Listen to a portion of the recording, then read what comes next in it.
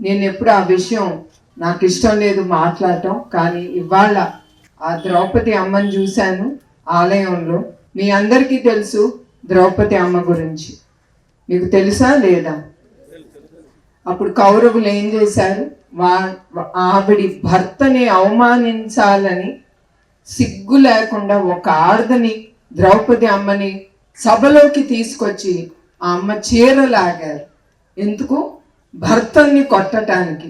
వాళ్ళకి వేరే దారి దక్కలేదు, ఒక ఆడది దక్కింది వాళ్ళకి. అట్లానే మన అసెంబ్లీలో చంద్రబాబు నాయుడు గారిని హింసించాలని, ఆయనకి ఎదురు దెబ్బ కొట్టాలని వాళ్ళకి తెలిసి నా పేరు లాగారు, నా శీలాన్ని గురించి వాళ్ళు మాట్లాడారు. అది ఒక్కడికి అవసరం లేదు. ధైర్యం ఉంటే మొగాడుగా నుంచి మాట్లాడాలి, కానీ ఒక్క స్త్రీని లాగకూడదు. మీరందరూ కూడా ఇక్కడ చాలా మంది మొగాళ్ళు ఉన్నారు. ఒక్క స్త్రీ గురించి మీకు మాట్లాడే హక్కు ఎవరికి లేదు ఇక్కడ. ఏ స్త్రీ ఎట్లాంటిదో తనకి తెలుసు, తన జీవితం గురించి తెలుసు. అది మనం నేర్చుకోవాల్సింది అక్కడంతా. అది అన్నీ అయిన తర్వాత ద్రౌపదికి కృష్ణుడే దిగి వచ్చి ఆవిడికి సహాయం అందించాడు. అట్లా ప్రజల్లో దేవుడు వచ్చి, అట్లా చంద్రబాబు నాయుడు గారికి కానీ ఆయన కుటుంబం కానీ ప్రజల్ని దేవుళ్ళుగా మా కుటుంబంకి నుంచున్నారు. అది నేను ఎప్పుడూ మర్చిపోను. ప్రతి సందర్భంలో మా కుటుంబంలో చాలా జరిగినాయి మా జీవితాలు.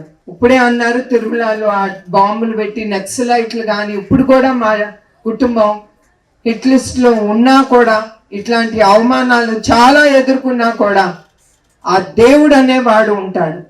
ఎప్పుడు మా కుటుంబం మీకోసం, ప్రజల సేవ కోసం వాళ్ళు ఉన్నారు.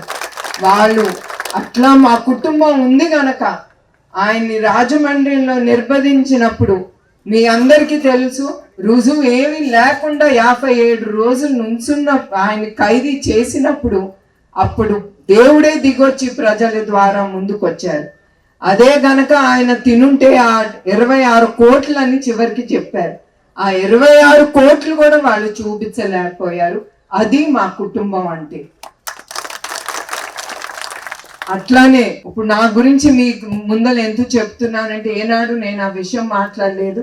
మగవాళ్ళని అందరికీ గుర్తు చేయటానికి తప్ప వేరే దానికి కాదు. ఇదేమి ఎలక్షన్ క్యాంపెయిన్ కాదు, నాకు అవసరం కూడా లేదు. ఇది స్త్రీని మర్యాదించాలి, స్త్రీ ఒక అమ్మ లాంటిది అనేది మీరందరూ మర్చిపోకూడదు. అది మీ అందరికీ గుర్తు చేయడానికి ఇది చెప్పేది. ఈ విషయం నేను ఏనాడు 10 మంది ముందర ఆ విషయం ఏనాడు మాట్లాడలేదు. కానీ ఇప్పుడు ఆ ద్రౌపది అమ్మని ఆ గుడిలో చూశాను కనుక మీకు ఒకసారి విన్నవించాలని నా మనసులో ఏముంది అని నేను మాట్లాడాను. అది నేను ఎవరికి అక్కర్లేదు. నా భర్తకి తెలుసు, అందరికీ తెలుసు నేను ఎట్లాంటి దాన్ని. So that's not at all important for me.